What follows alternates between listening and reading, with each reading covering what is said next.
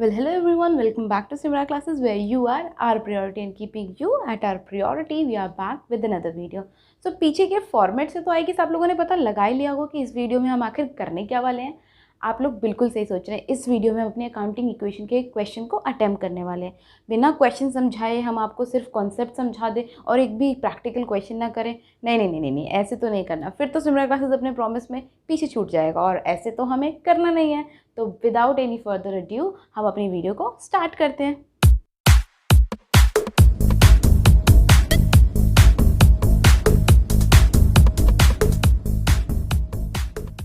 तो चलिए अपनी क्वेश्चन को स्टार्ट करते हैं। सो हमारी पहली ट्रांजैक्शन क्या है? Manu started business with cash 1 lakh, open a bank account and transfer 4 lakh rupees from his saving account. इसका मतलब मनु ने क्या करा है, अपने 1 लाख रुपए तो उसने निकाले ही है बिजनेस में इन्वेस्ट करने के लिए, दूसरी तरफ उसने बिजनेस के एक अकाउंट में 4 लाख रुपए और इन्वेस्ट करवाए हैं, मतलब ट्रांसफर कर दिए हैं। तो टोटल मनु ने कितनी कैपिटल दे दी?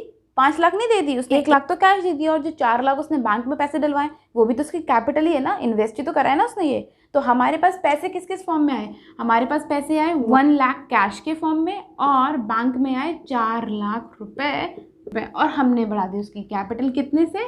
5 लाख रुपए से। ओके, तो अब इसको बैलेंस आउट कर देते हैं क्योंकि हमारी अकाउंटिंग इक्वेशन का रूल क्या कहता है, हर एक ट्रांजेक्शन के बाद देखो कि इक्वेशन बैलेंस हुई है या नहीं। खैर वो तो हमें पहले से पता है कि यहाँ पे भी 5 लाख यहाँ पे भी 5 लाख है, तो बैलेंस तो उसको होना ही है। फिर भी अब रूल कहता है तो मानना तो पड़ेगा ही, तो बैलेंस करके देख लेते हैं।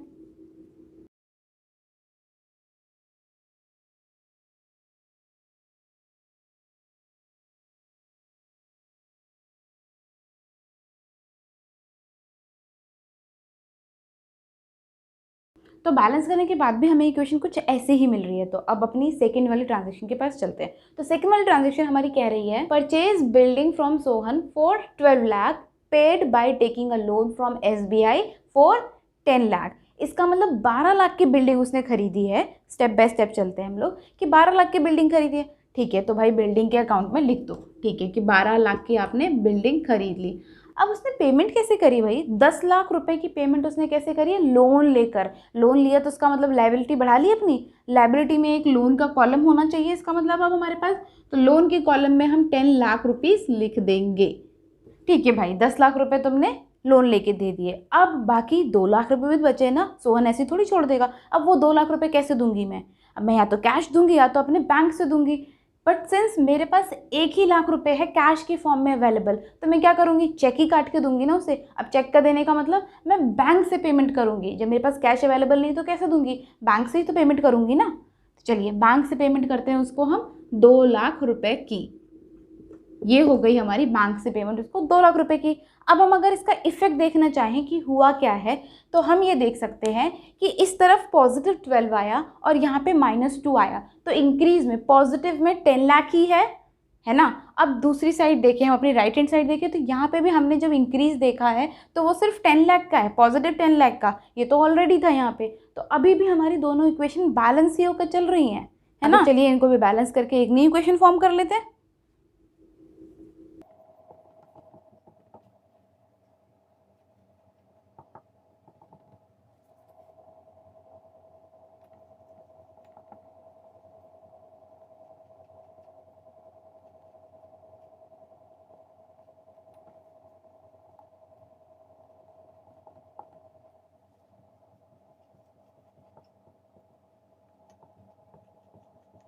तो यहाँ मिल गई हमें हमारी न्यू इक्वेशन। न्यू इक्वेशन के अकॉर्डिंग हमारे पास कैश कितना है? 1 लाख है, बैंक कितना है? 2 लाख है, बिल्डिंग आ गई 12 लाख की, लोन आ गया 10 लाख का और कैपिटल है 5 लाख की।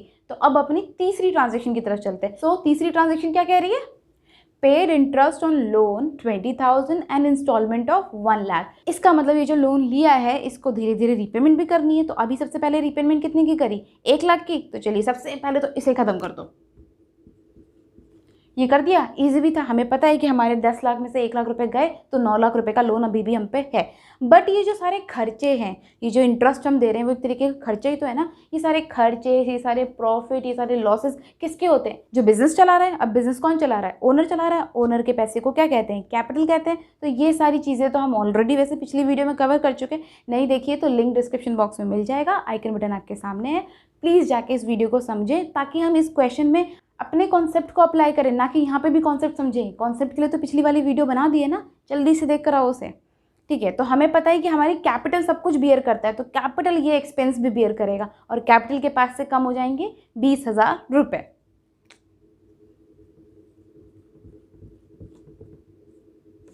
चलो भाई ठीक है, कैपिटल से हमने कम कर लिया, लेकिन बिजनेस के पास से इन टोटल कुछ पैसे गए भी तो है ना, तो कैश भी तो कम करना ही पड़ेगा ना। तो टोटल बिजनेस के पास से कितना पैसा गया, 1 लाख इंस्टॉलमेंट का और 20,000 इंटरेस्ट का। तो कैश कितने से कम हो गया हमारे पास, 1,20,000 का। अब 1,20,000 की पेमेंट फिर से मैं इसमें से नहीं कर सकती, क्यों? 1 ही लाख रुपए कैश के हैं, तो मैं इसकी पेमेंट यहाँ से कर ही नहीं सकती। अगेन मुझे कहाँ से करनी होगी ये पेमेंट, बैंक से करनी होगी। चलिए भाई बैंक से कर लेते हैं।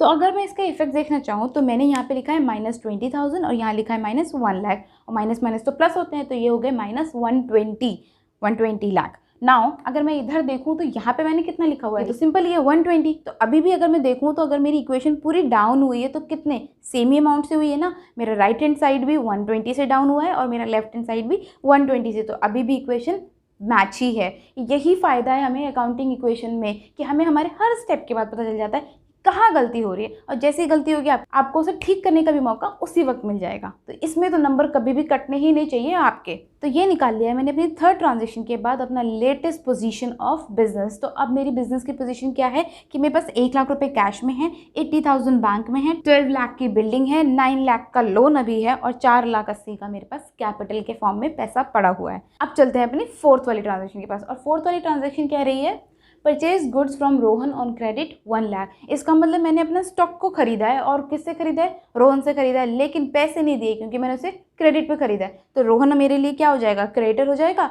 तो वो क्रेडिटर की फॉर्म में एक लायबिलिटी क्रिएट कर ली मैंने रोहन को, तो उसको लिख लेते हैं भाई 1 लाख से मैंने रोहन को एक क्रेडिटर के फॉर्म में लायबिलिटी जनरेट कर लिया। पर मेरे पास स्टॉक भी तो आ गया ना, तो अब मैं स्टॉक लिख लूँगी कितने का, 1 लाख रुपीज़ का, है ना। स्टॉक का कॉलम देखो यही है ना, हाँ बिल्कुल यही है। तो मेरे पास जो मेरी फोर्थ वाली ट्रांजैक्शन के अकॉर्डिंग आना था, मेरे पास डुअल एस्पेक्ट वो था कि 1 लाख रुपए के मेरे क्रेडिटर जनरेट हो गए और दूसरी तरफ मेरे पास 1 लाख रुपए के स्टॉक आ गए। तो अब मैं देखना चाहूँ तो मेरा जो इक्वेशन है वो पूरी तरीके से जो इंक्रीज़ हुआ है वो दोनों तरफ सेम अमाउंट से इंक्रीज़ हुआ है, तो फिर से हमारी इक्वेशन मैच हो गई।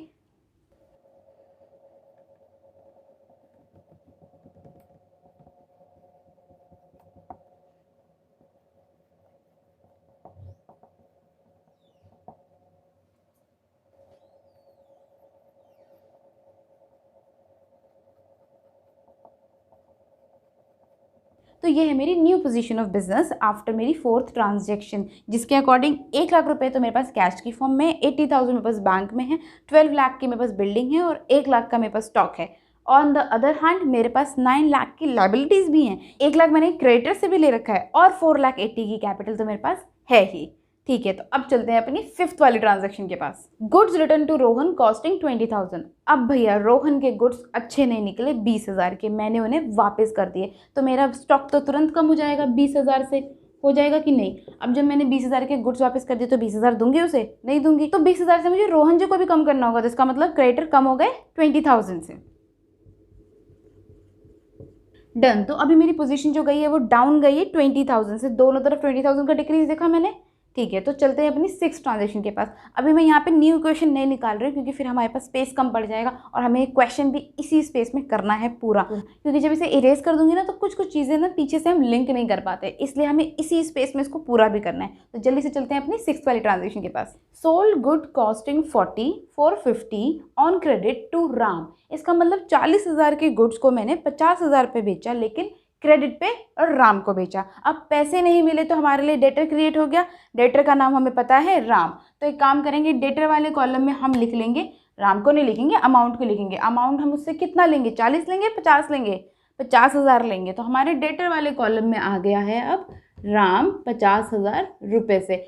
और हमारे जो गुड्स गए हैं वो तो 40,000 के ही गए हैं ना, तो जब मैं अपने गुड्स को माइनस करूँगी तो वो माइनस करूँगी 40,000 से। लेकिन अब ये देखो 50,000 मुझे फ्यूचर में मिलेंगे और 40,000 मेरे स्टॉक से कम हो गए हैं, तो मेरे पास प्रॉफिट कितने का हुआ, फ्यूचर में मिले चाहे आज मिले, प्रॉफिट तो मिलेगा ना मेरे को। ठीक है, तो अब मेरे 50,000 की मैंने सेल करी 40,000 के गुड्स से, तो 10,000 का प्रॉफिट है। लेकिन फ्यूचर में आने वाला। अब चाहे प्रॉफिट फ्यूचर में आए या अभी आए, है तो किसका, कैपिटल का ही ना, ओनर का ही ना। तो ये 10,000 किसके पास जाएंगे, हमारे ओनर के पास जाने चाहिए। तो हमारे ओनर की कैपिटल को हम इंक्रीज कर देंगे बाय 10,000। ओके, तो let's move on to our 7th transaction. And the transaction is saying took goods from business for personal use 10,000. took, who took, इसका मतलब जो ओनर होगा वही लेके जाएगा। एम्प्लॉयज़ लेके जाता तो वो बताता ना, लेकिन यहाँ पे जब कुछ नहीं लेके जा रहा और पर्सनल यूज़ के लिए लेके जाएगा, ऐसी ही सिचुएशन जब भी आएगी आपको यही एज्यूम करना है कि इसको हमने ओनर को दिए। तो अगर हम गुड्स ओनर को दे रहे हैं तो ओनर ने तो बिजनेस भी स्टैब्लिश करा है, उससे तो प्रॉफिट कमाना नहीं बनता ना, कम से कम उसे तो इतना बेनिफिट मिलना चाहिए कि जितने के गुड्स हैं उतने के ही उसे मिल जाए। तो हम उसको क्या देंगे कि 10,000 में ही तुम ले लो। अब 10,000 में अगर वो गुड्स को लेके जा रहा है तो हमारे 10,000 से गुड्स कम हो गए, ठीक है भाई, हमने गुड्स को कम कर दिया। अब हम उससे 10,000 की कैपिटल भी तो कम करेंगे ना, पैसे तो उससे हम ले नहीं रहे, हम क्या कहेंगे भाई अपनी 10,000 से कैपिटल कम करवा लो एटलीस्ट, ठीक है। तो अब यहाँ पे हो गए हमारे -10,000। इजी ना, इजी है ना सब कुछ। चलिए जल्दी से चलते हैं अपनी 8th ट्रांजेक्शन के पास, जो कह रही है अक्रूड इंटरेस्ट 5,000। अब ये अक्रूड इंटरेस्ट का फंडा तो हम ऑलरेडी लास्ट वीडियो में समझ चुके हैं। इसका मतलब वो इंटरेस्ट जो हम लोगों को मिलना चाहिए बट अभी तक मिला नहीं है। मिला नहीं है या मिलेगा तो है तो ये प्रॉफिट किसके लिए, बिजनेस के लिए। तो इसका मतलब हमारी जो कैपिटल है वो 5,000 से अप हो जाएगी ना। तो जल्दी से पहले कैपिटल को 5,000 से अप कर देते हैं। ओके, अब ये मिला नहीं है लेकिन मिलना है तो हमारे लिए एक तरीके की असेट भी है। तो अब हम देखेंगे अपने अक्रूड इंटरेस्ट वाले कॉलम में डालेंगे इसको, सारी अक्रूड इनकम्स वाले कॉलम में इसको डाल दीजिए। डन, ये तो सबसे ज़्यादा इजी था। तो जल्दी से चलते हैं अपनी 9th वाली ट्रांजेक्शन के पास, जो है कमीशन रिसीव्ड इन एडवांस 20,000। तो अब हमारे पास कुछ भी एडवांस आ जाए तो हमारे लिए तो लायबिलिटी है ना, बोझ ही होता है ना, तो हमें अपनी इसे लायबिलिटी साइड में शो करना पड़ेगा। क्या, 20,000 को commission received in advance. Okay, तो यहाँ पे लिख दिया मैंने 20,000 bye commission received in advance. अब रिसीव तो कर लिया है ना, पैसे तो आ गए हैं ना, तो पैसे भी तो शो करोगे ना। जल्दी से चलो,